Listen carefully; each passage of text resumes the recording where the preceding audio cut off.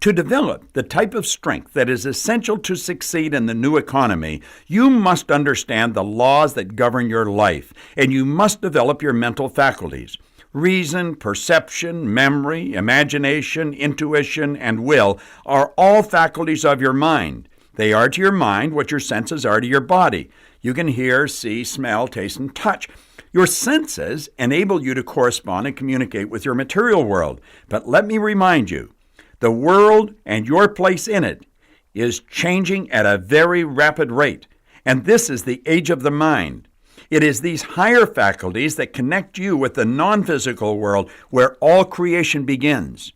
Concentration is an act of the will, and a highly involved will is a beautiful thing to have and something anyone can develop. I can assure you, when you develop your will, your stock in the marketplace will skyrocket. All of your mental faculties are perfect. They merely require exercise to become strong.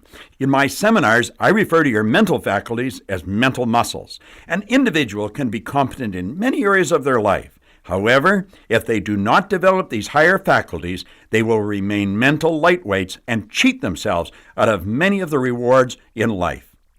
In the early 60s, when moon landings were still considered sheer fantasy by most people, President John Kennedy asked the man who was to become known as the father of the space age, Dr. Wernher von Braun, what it would take to build a rocket that would carry a man to the moon and return him safely to Earth.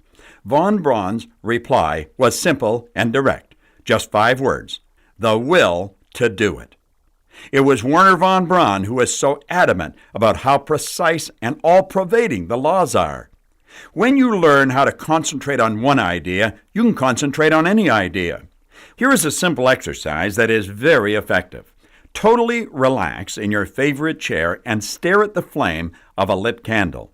Every time you find your mind wandering, which it probably will do in the beginning, don't permit that to bother you. Bring your focus right back to the flame. Do this often for 5 minutes or so, every day for a month. You'll learn how to concentrate. Napoleon Bonaparte became the Emperor of the French. He only lived for 52 years, and he's been gone for close to 200 years. But there have been numerous books written about his life, primarily because of his mental strength. He certainly was not physically strong. One of Napoleon's biographers said he had an immense capacity for sustained concentration. Another referred to him as organized victory. Napoleon himself said, "I see only the objective. The obstacle must give way." There are many powerful stories about Olympic athletes who were focused, dedicated, and disciplined, and although they never reached the podium, their personal triumphs have inspired millions of people.